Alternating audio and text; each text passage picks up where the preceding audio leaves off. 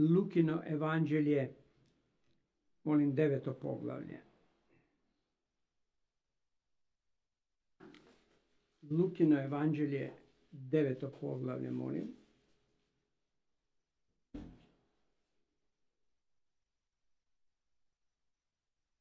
I čitat ćemo od 18. do 27. redka. I dogodi se, dok je molio nasamo, da s njim bija učenici i pita i govoreći, što zame kaže mnoštvo, tko sam?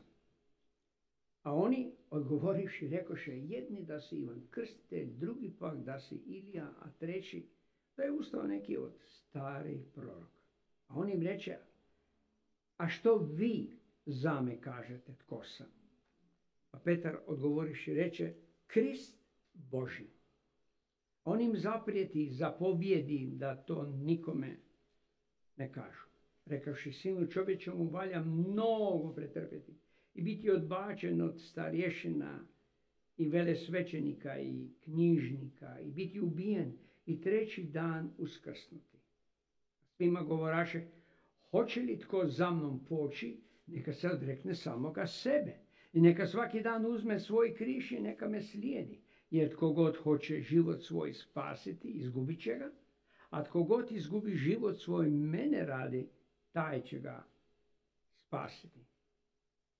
A što koristi čovjeku ako zadobije sav svijet, a sebe samoga izgubi ili sebi naudi?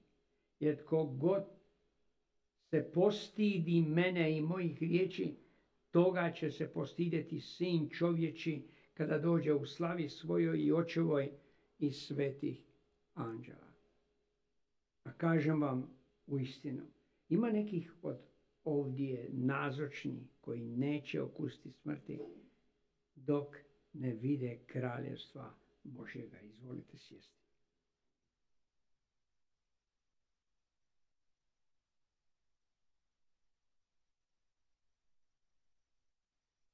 Samo da vas ohrabrim da ćemo sljedeći puta kad budem propovijedao se baviti tekstom od 23. do 27. redka. Mislio sam to uključiti danas, ali to je prebogat tekst i vrlo bremenit, pa sam odlučio to posebno proučavati za sve nas. No danas ćemo početi sa 18. redkom gdje Gospodin kaže i dogodi se dok je molio nasamo. To je svakako njegova riječ o njemu, da s njim bijahu učenici i on ih je upitao govoreći što kaže zame mnoštvo, tko sam? Ovo je pitanje uslijedilo nakon tog predivnog događaja kad je Spasitelj umnožio 2 ribe i 5 kruhova i nahranio oko 20.000 osoba.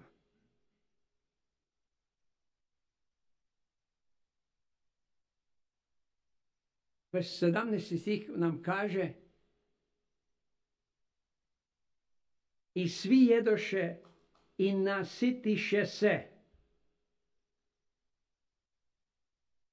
A od ulomaka što im je preteklo nakupi se 12 košara.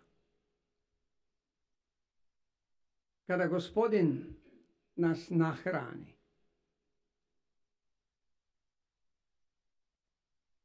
onda je to pravo zadovoljstvo. Promatrati ga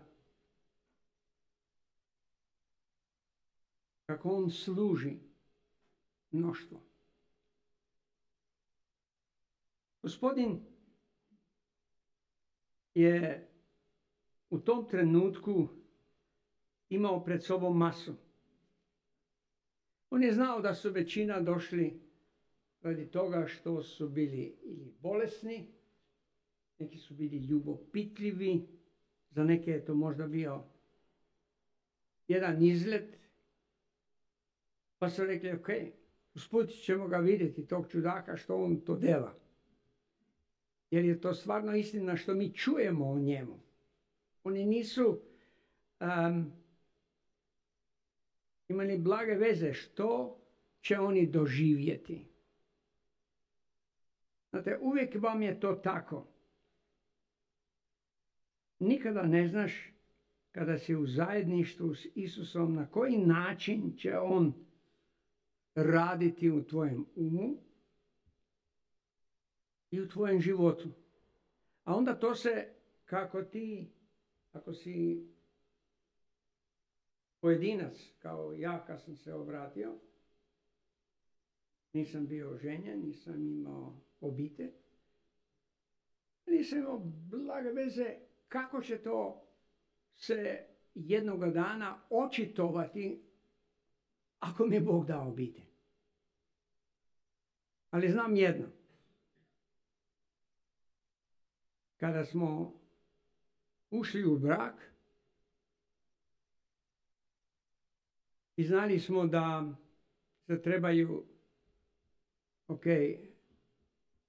kako nas je Gospodin blagoslivljao sa začećima, moliti od samog početka. Da to svako dijete, ne samo da se sretno rodi.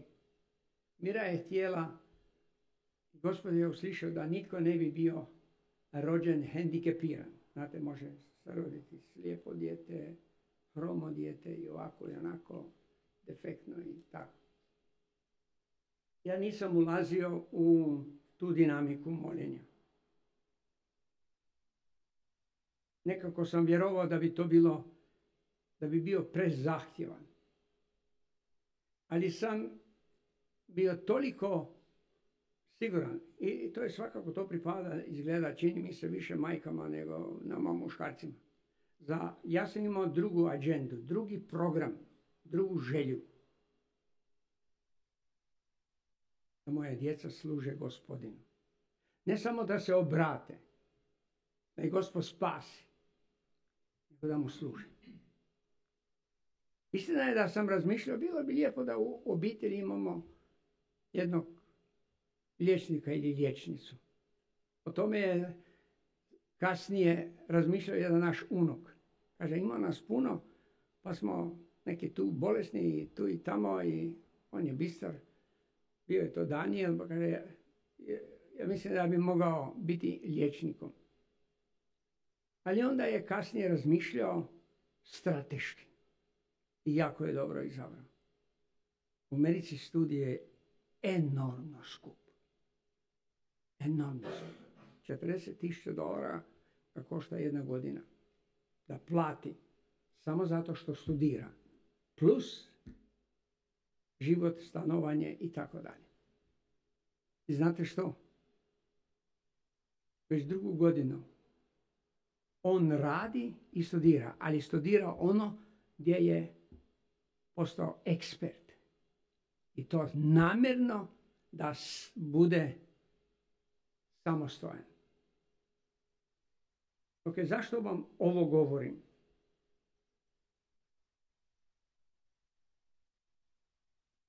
Gospodin ima apsolutno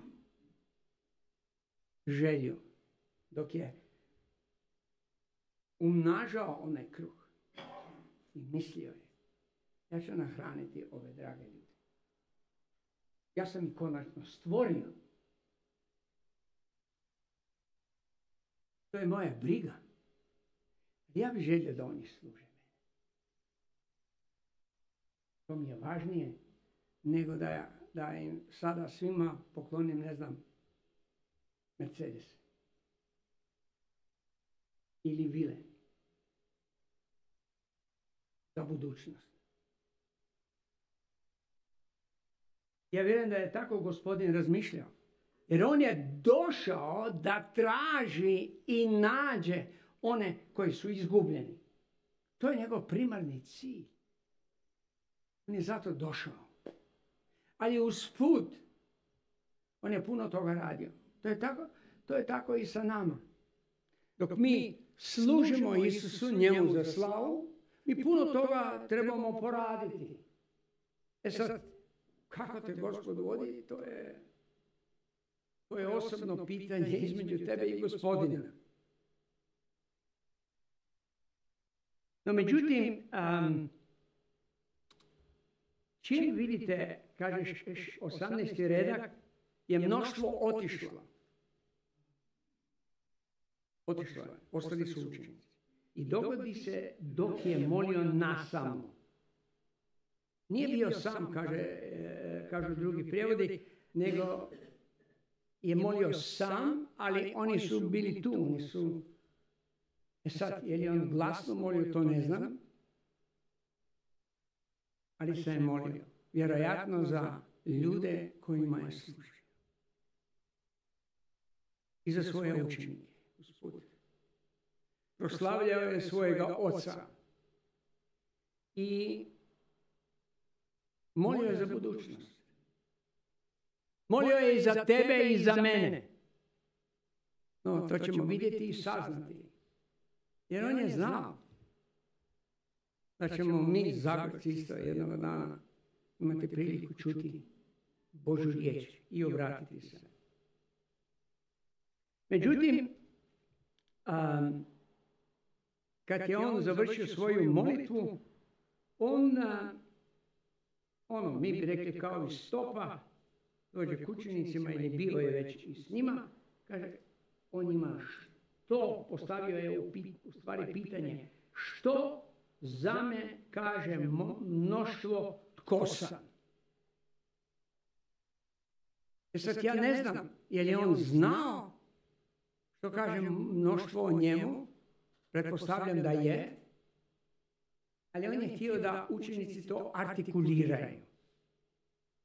Da oni sa njihovog stajališta, ono što su čuli, kažu njemu što masa misli. I to je bilo za njih edukacija. Znate, obrazovanje. Evo, što god je radio, on je njih obrazovao. Što kaže mnoštvo? Tko sam?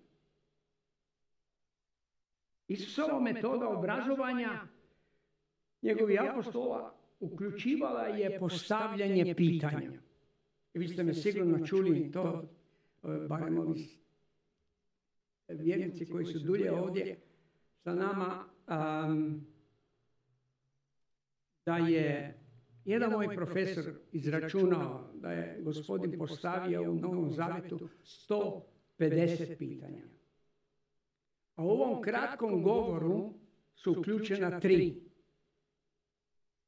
I ovo je jedno od tih pitanja. Sada,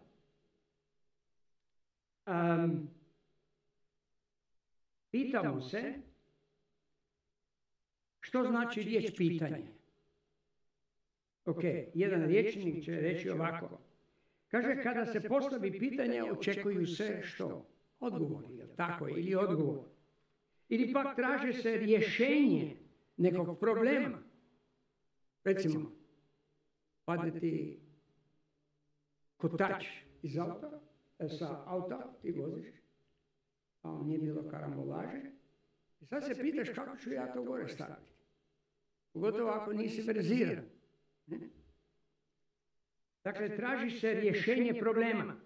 A siguran sam da vam je to poznato, da kako da ima i različitih pitanja. Ima spornih pitanja, pa onda ima i gorućih pitanja. Ima otvorenih pitanja, škakljivih pitanja, unakrsnih pitanja, zatim pitanje časti, a ima i životnih pitanja važna po život. Onda nešto može doći u pitanje, kao što je sada došlo učenicima. Ili, na primjer, pitanje je sad. Isus je postavio svojima pitanje. Što kaže mnoštvo za mene tko sam. Ljude koje je Gospodin liječio te svi koje je nahranio su otišli. I sada Isus je sa svojima. On se molio, učenici su tu bili, je li on bio glasan ili se tiho molio, ne znamo. I onda nakon te svoje molitve on postavio ovo pitanje. Odgovoriti na Isusovo pitanje. Učenici su bili, ne bih rekao, zatečeni, ali su si mislili, ne, pa valjda si čuo što ljudi govore o tebi. Ovdje Ivan Krstitelj. Onda drugi, on je Ilija, a treći, jedan od starijih proroka je ustao iz groba. To znači da narod uglavnom nije znao tko je Isus.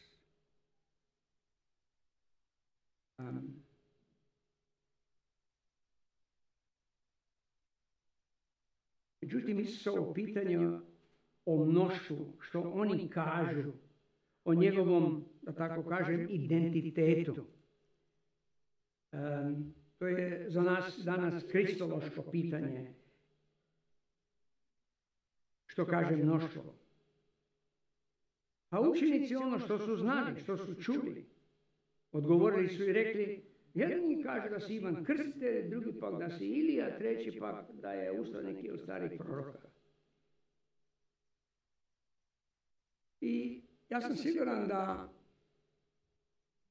kada su ljudi slušali Isusa, a čuli su Ivana, oni koji su ga čuli, su pokušali usporediti Ivana Krstitelja, njegove javne nastupe sada sa Isusovim.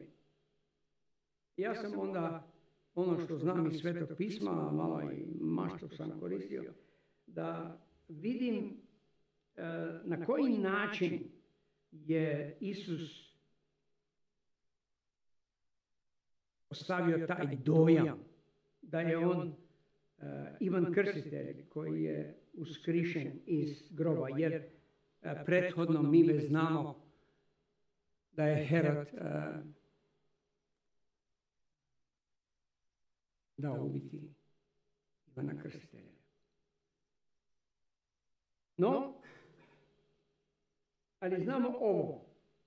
U Matej 3:1-2, a u one dane pojavi se Ivan Krstitelj koji je propovjedao u judejskoj pustinji govoreći pokajte se, te se približilo kraljevstvo nebesko.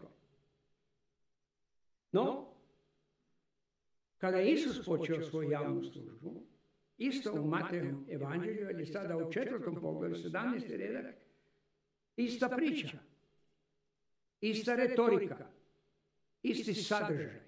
Isus počeo je propovijedati Matej 4:17, rekavši pokajte se jer se približilo kraljevstvo. To je Ivan Krstitelj. Identično je. Drugo što ja mislim da su ljudi poistovjetili Isusa sa Ivanom, njih dvojica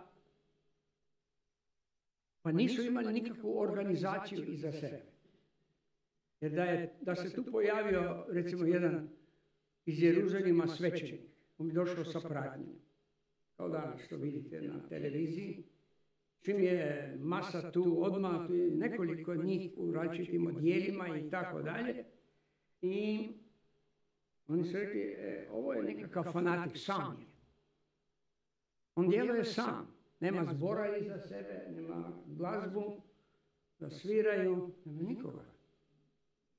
Samo propovijeda.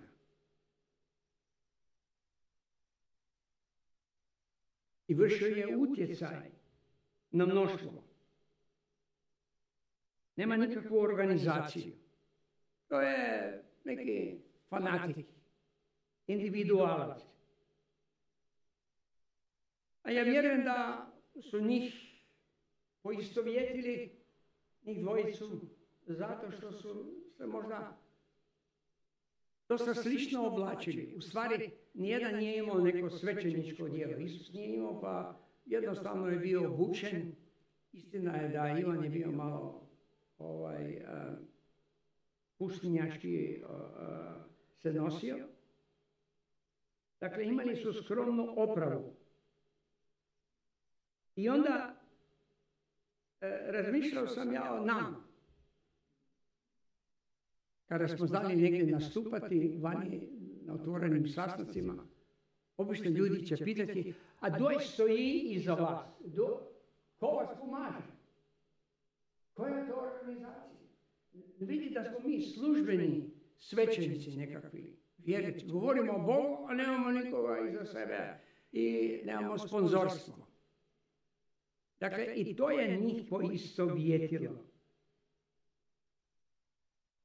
Kada su rekli Ilija, on je samostalno djelovao.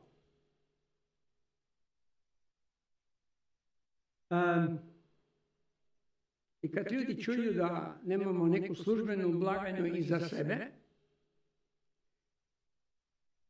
onda oni su razmatrali njihovu retoriku. Što se sadrži u njihovim govorima? Oni ne spominju svece, postove, hodočašća, ovo ili ono, nego samo riječ Božja. Oni oslovljavaju ljude sa porukom Božjom. Dakle, i to je bila razlika. Sljedeće. Njihov jezik nije bio naročito društveno ispeglan. Znate što to znači? Oni nisu počeli, dame i gospodo, nama je jako drago da smo danas ovdje. Imamo svečanost, svi sveti i tako dalje. Oni nisu imali takve uvodnike. Nego oni su bili izravni. Njima je bilo važno da oni dođu do umova i do srdaca ljudi sa Božjom porukom. Nije bilo novinara, nije bilo nikakve pompe, nije bilo nikakvog osiguranja, nema organizacije. To je neki divljaci.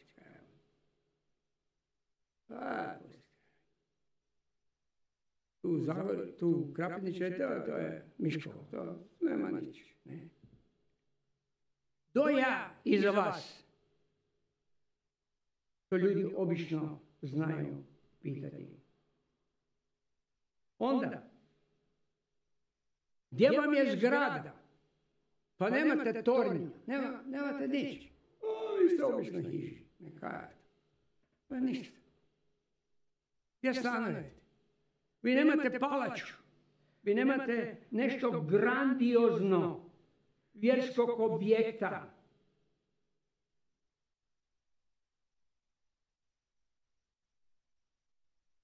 To je meni mama govori. Pa sine, pogledaj našega svećenika. Pa mama Turnja, pa mama Zvono, pa mama Svatka, mama Mariju, mama ovo, mama Papu. Pa milijuni su tu. Ti, kaj je to? Van iz kuće. Sramotiš nas. Bježi, nestani.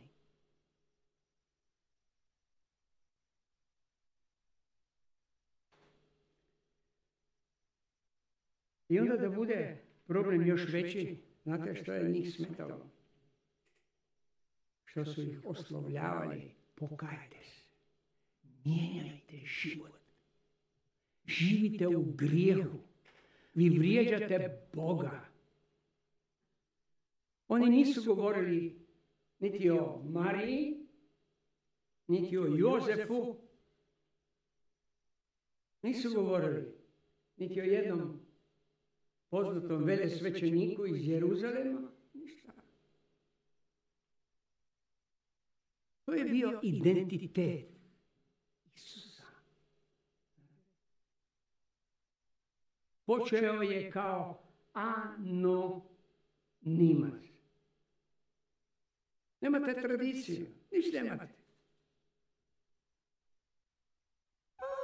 Idi Ivan Krstitelj je uskrsnuo, ili Ilija koji je isto tako bio fanatik u propovjedanju, ili možda neki stari prorok koji je stalno galamio. Vratite se Bogu, pokajte se, mijenjajte svoj život. I onda, to su ljudi govorili o Isusu. Sada, Isus kad je njih čuo, on je vjerojatno znao što će oni reći.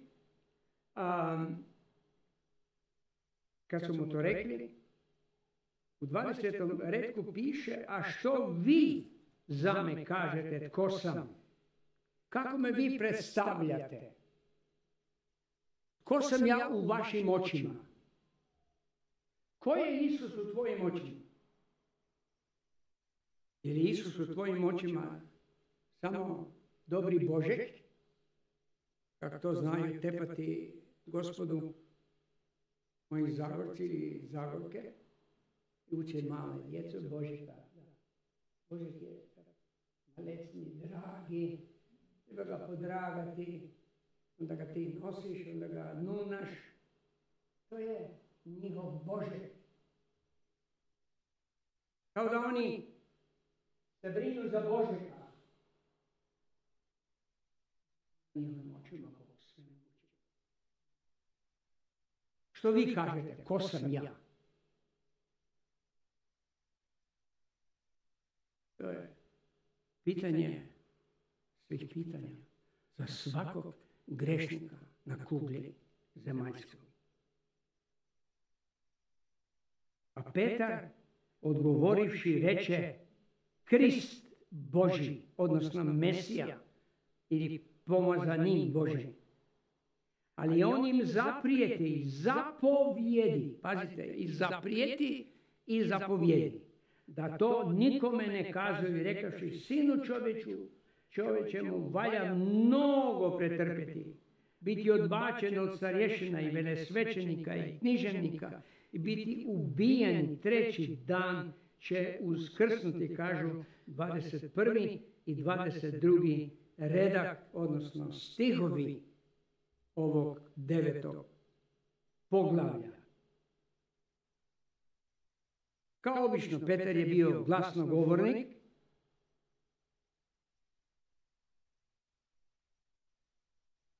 i on je otkrio ono što je Isus znao, njegov identitet. On je znao točan odgovor. Ali kako je Isus, kad je on to izjavio, reagirao? 21. stih kaže, ali on im zaprijeti i zapovjedi da to nikome ne kažu. Ovo je nalog, ovo je zapovjed.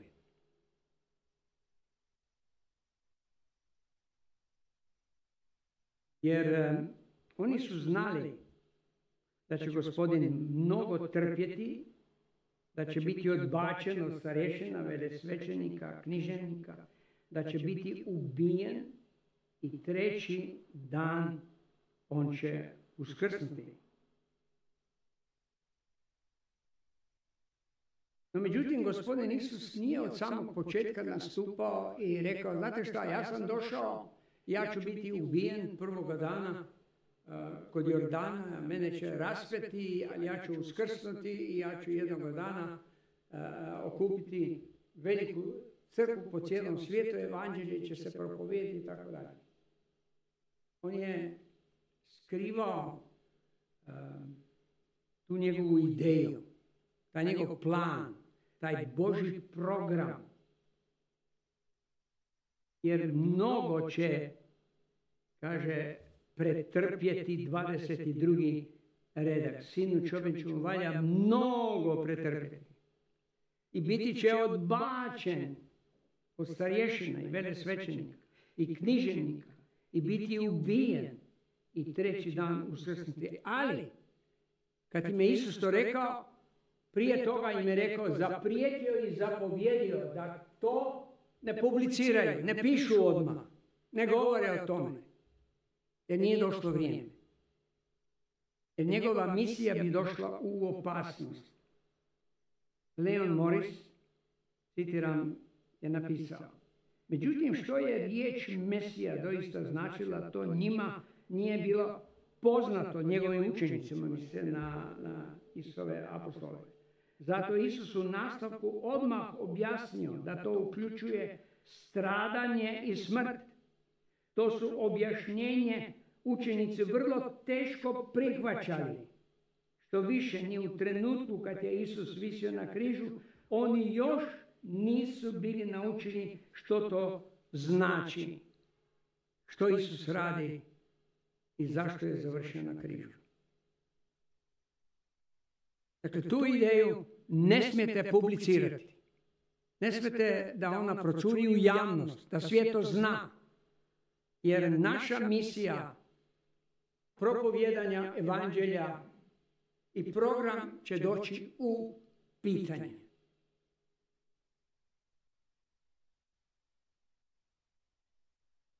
I onda učenici su Gospodina tražili da im pojasni njegovu svrhu dolaska na svijet. Otvorite sa mnom Matej 16, 20 do 27. Matej 16. Jer i drugi apostoli su pisali o tom pitanju. Sada vidimo Matej 16, 20. Tada zaprijeti svojim učenicima da nikome ne reknu da je on Isus Krist. Da je on pomazanik. Od tada poče Isus izlagati svojim učenicima da mu valja poći u Jeruzalem i mnogo pretrpiti od starješina, velesvećenika i književnika, biti ubijen, treći dan će uskrsnuti. Petar ga uze na stranu i poče ga odvraćati govoreći: Bog ti bio milostiv, Gospodine, s tobom neće biti tako. A on, okrenuši se, reče Petru: odlazi od mene, Sotano, sablazan si mi, jer ti nije na umu što je Božje, nego što je ljudsko. Tada reče Isus svojim učenicima: hoće li tko za mnom poći, neka se odrekne samoga sebe, neka uzme svoj križ i neka me slijedi. Kad im je rekao što će se dogoditi s njim, sada on njih testira. Dečki, sada, ko hoće ići za mnom? Ko se hoće odreći samoga sebe? Ko hoće uzeti križ da me slijedi? 25. stih: ko god hoće život svoj spasiti, izgubit će ga. A ko izgubi život svoj, mene radi, naći će ga. Govoriš i o gubitku života. Da što koristi čovjeku, 26. stih kaže, ako zadobije sav svijeta, dušu svoju izgubi? Ili što će čovjek dati u zamjenu za dušu svoju? Jer će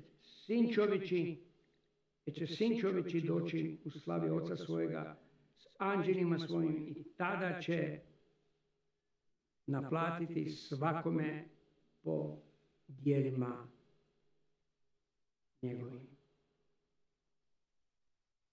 Dakle, Božji plan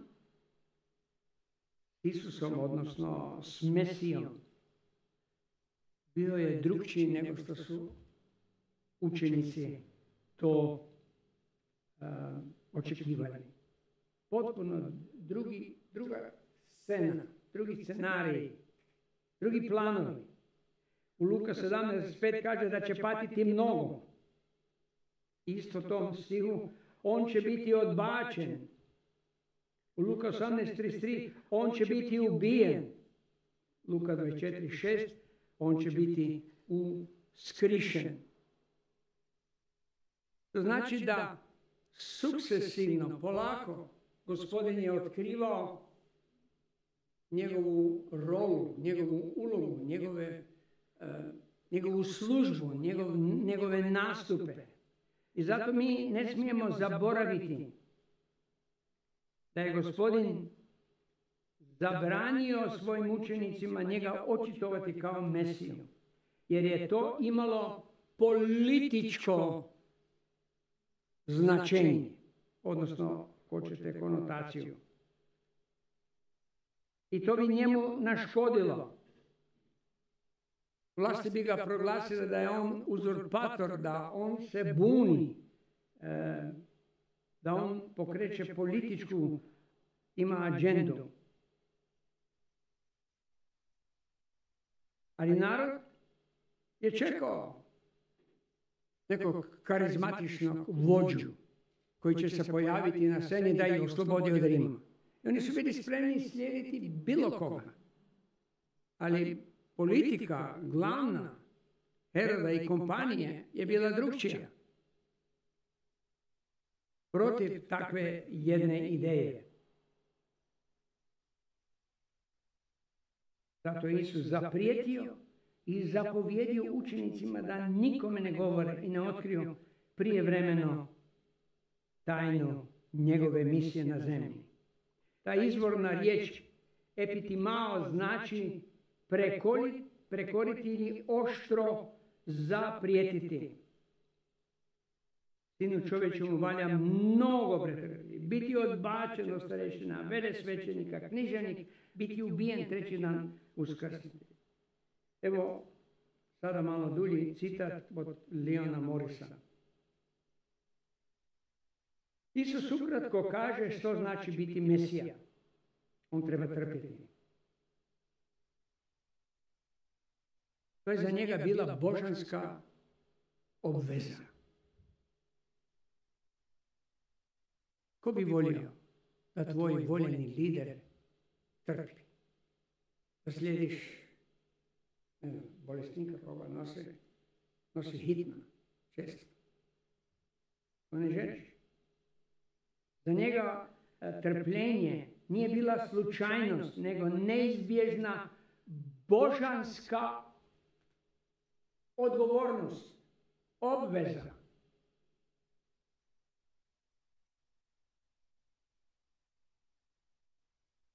Sljedeći puta, kada ćemo govoriti ko će ići za mnom, neka uzme što? Križ.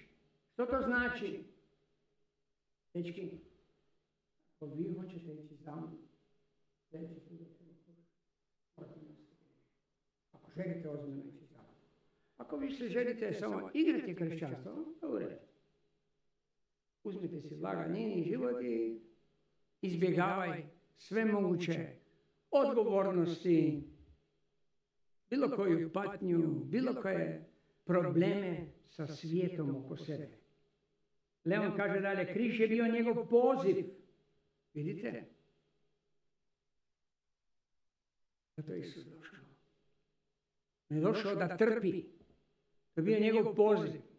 On je došao da umre. Križ je bio njegov poziv s time u skladu od mnogo toga što mora pretrpiti. Isus spominje jedino ono konačno odbacivanje. Čini se da riječ odbaciti zapravo stručno, to je pravni izraz kojim se izražava odbijanje kandidata za neku službu.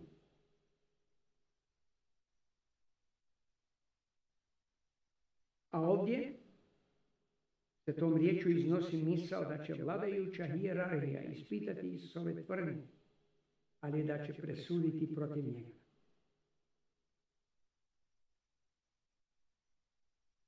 Dečki, vi slijedite lidera, bit ćete u šoku. Što će se s njim dogoditi? Bit ćete u šoku.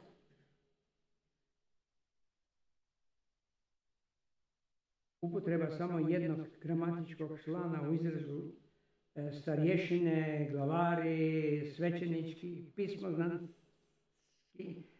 ti krugovi upućuju na činjenicu da te sve skupine u židovskom tom velikom vijeću tvore jednu cjelinu. To je kao da više stranaka se ujedine oko jednog pitanja. Naprimjer, danas neka država napadne, onda će, nadamo se, svi se složiti. Više neće nitko diskutirati ja sam HDZ-ovac ili ja sam HNS-ovac ili i tako dalje i tako dalje. Svi smo mi jedan.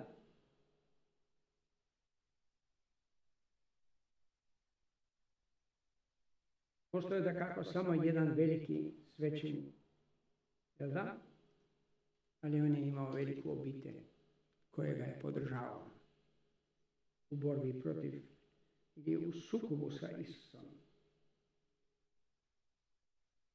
Isus ne samo da će biti trpjeti, da će biti odbačen, nego će biti na kraju i ubijen.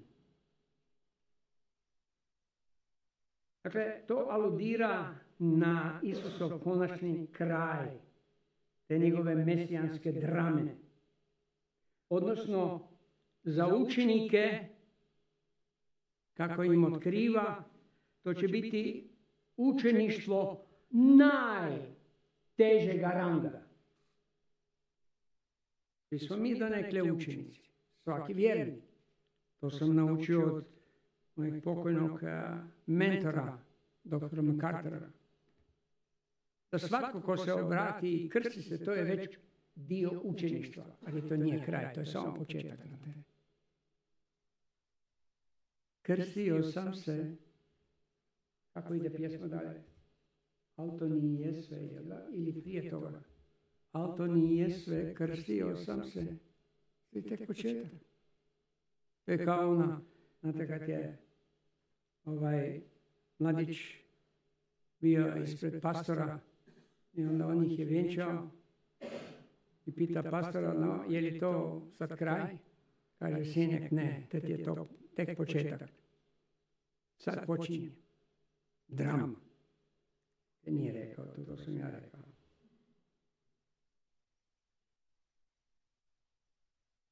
Učenicima nije Isus ostavio mjesta sumnji da biti Mesija znači križ. Dosta rano im je to otkrilo. Ali ne na samom početku. Sin čovječi treba na treći dan uskrsne. Znate, radosna vijest je ova posljednja. Da će uskrsiti. Nije kraj na križu. Telestaj, gotovo, svršeno. Patnja je svršena na križu. Te telestaj. Ali, onda poslije toga dolazi uskrsnuće. Zato neki novozavjetni stihovi pomažu nam razumjeti težinu Isusovi prijetnji i zapovjedi. Što znači ta riječ prijetnja? Čitali ste je puno puta, ali da vas samo malo podsjetim. Isus je zaprijetio, znate kome? Orkanskom vjetru na moru. To znači da je on svemoguć. On je zaprijetio. Kaže učenicima, ja vam prijetim. Želim vam zaprijetiti da o tome ne govorite, nije došlo vrijeme još. Ili Isus je zaprijetio i demonima. On je zaprijetio i ognjici, to jest, kako to danas zovu, gripa ili tako dalje. A potrebno je ponekada prekoriti i brata radi nekog grijeha. Prekoriti, to je isto ta riječ. A onda, znate, mi pastori imamo taj zadatak u 2. Timotej 4:2 kaže propovijedaj riječ, budi spreman u vrijeme i nevrijeme, prekori i zaprijeti. Prekori i zaprijeti. U Beču, da ću vam dosta primjera. Došao je jedan nadobudan, kad smo završili bogoštovlje, onda on dođe k meni. Gospodine, ja bih propovijedao kod vas. Molim? Ko ste vi? Nije važno ko sam ja. Ja ću propovijedati. Znate, počeo on se derati. Ja sam imao pare malo veći dečki i jači. Kaže, znate šta, gospod? Ako ne prestanete, ovdje će doći i hititi vas, gdje smo na prvom katu, dolje kroz stepenice van. napolje. Vaše mjesto nije ovdje. Vi možete dolaziti, biti tiho, slušati Božju riječ.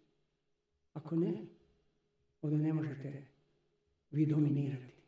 Mi ni ne znamo tko ste. Što bi vi nam mogli? Nekad moraš i tako postupiti. Kori, zaprijeti pastore. Opomeni sa svom strpljivošću. I povukao. Ja nisam tada baš bio jako strpljiv s njim. Par put sam ga upozorio, snizi glas.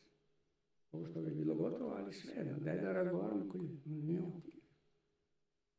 Mislim, malo bio veći, što da on može. Znate, Gospodin poziva učenike u svoju službu. Lijepo je kada netko da svjedočanstvo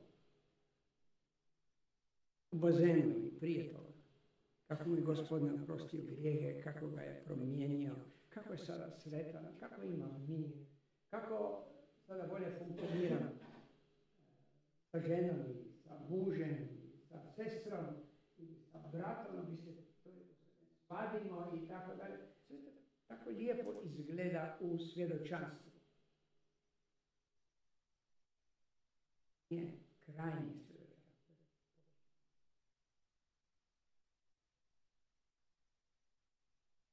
Nositi križ. Mnoga ozbiljnija rabota. Sve nas. Da smo spremni trpiti, patiti. Iako me taj moj neobraćeni brat ili sestra maltretiraju,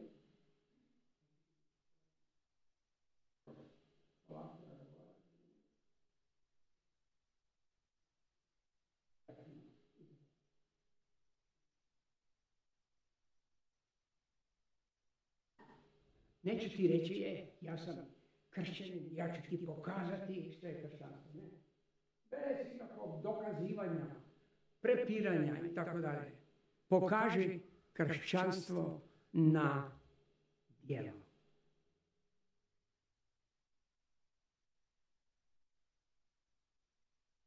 Sinu čovječe, znate, valja mnogo pretrpiti i biti odbačen od starješina, velesvećenika i književnika i biti ubijeni, treći dan uskrsiti. Kad su to učenici čuli, njima je sigurno srce palo u pet. Šta je ovo? Čemu sad to pričaš? To nije ista retorika kao kad si rekao Petru i Ivanu i Jakovu i Andrija. Hajde ti zamite.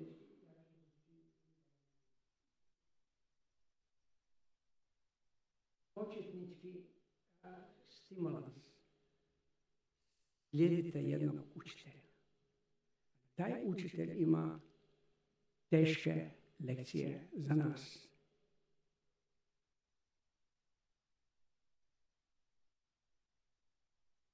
Tvoj učitelj je i tvoj spasitelj. Ali zapamtite i tvoj i moj Gospod. Znači gospodar. To znači kurios ili kirios, zavisi kakav naglasak ili izgovor u stvari. Znači on apsolutnu vlast ima na to. I naravno. I onda, što vi kažete o meni, ko sam ja? Učenike pita. Kad im je malo dublje objasnio što znači nasledovanje spasitelja. Što znači nasledovanje spasitelja.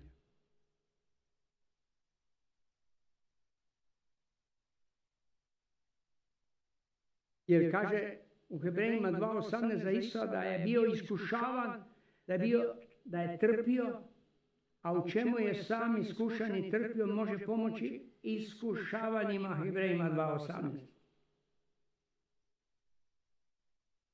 I kada je Petar izjavio da je on Krist Božji, da je on drugim riječima Mesija, ali oni nisu tada znali implikacije primjene te nevjerojatne ideje. To je kosmička ideja. To nije svakodnevna ideja. To je samo jedna osoba na kugli zemaljskoj ikada mogla živjeti i doživjeti.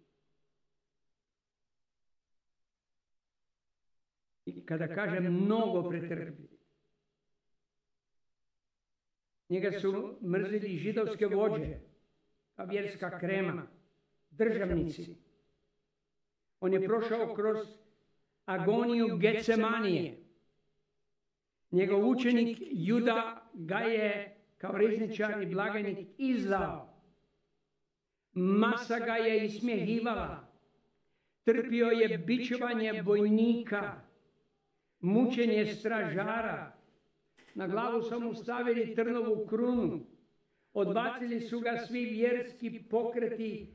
On nije bio ekumenist.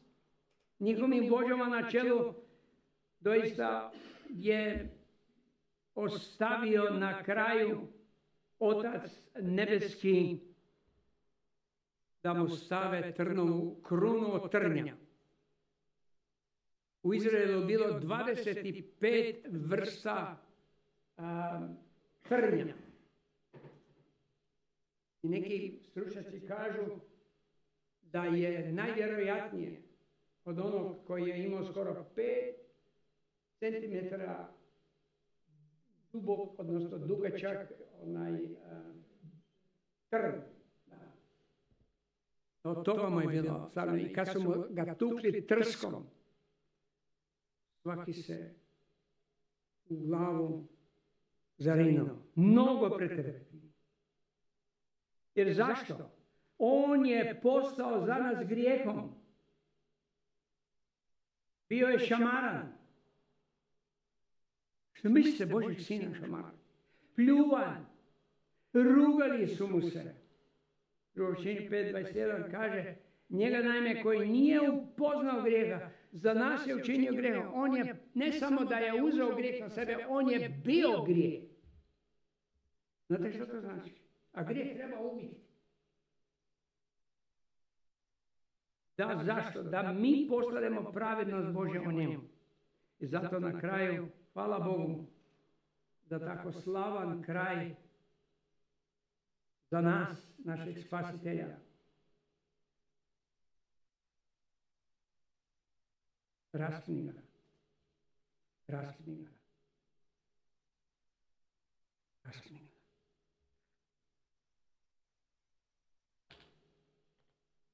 Zahvalni smo.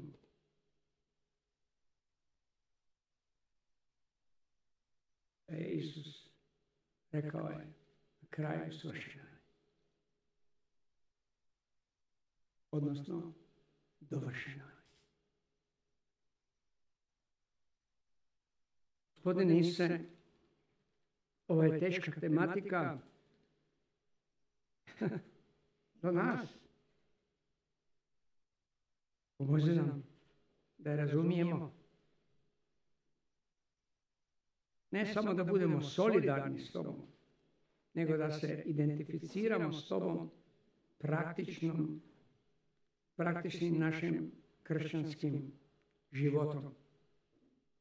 Da budemo poput Tebe, za Tvoju slavu, po Kristu. Amen.